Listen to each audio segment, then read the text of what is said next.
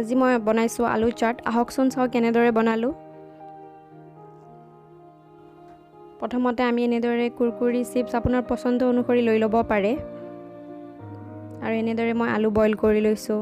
ইয়াতে মই ভুজিয়া অলপ লৈ লৈছোঁ। ইয়াতে মই অলপ টমেটো কেটচপ লৈ লৈছোঁ। ইয়াতে মই নেমু, জলকীয়া, পিঁয়াজ এনেদৰে সৰু সৰুকৈ কাটি লৈছোঁ।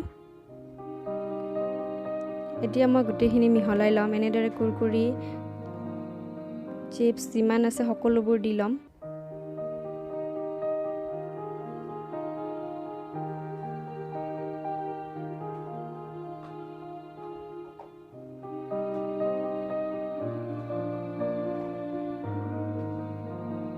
ইয়াতে মই ভুজিয়া অলপ দি ল'লোঁ এনেদৰে।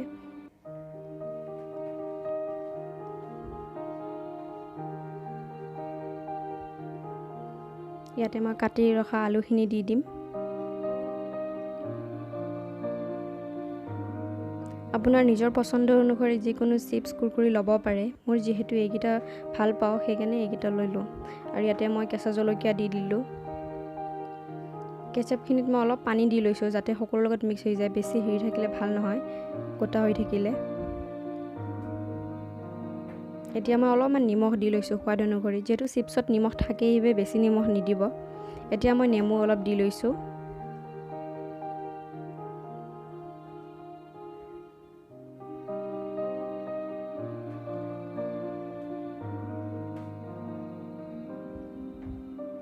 এতিয়া আমি এইদৰে মুখাখন লগাই ভালদৰে মিক্স কৰি ল'ম।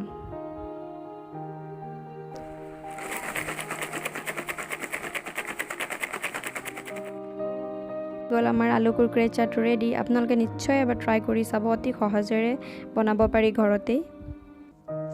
থেংক ইউ ফৰ ৱাচিং ভিডিঅ'।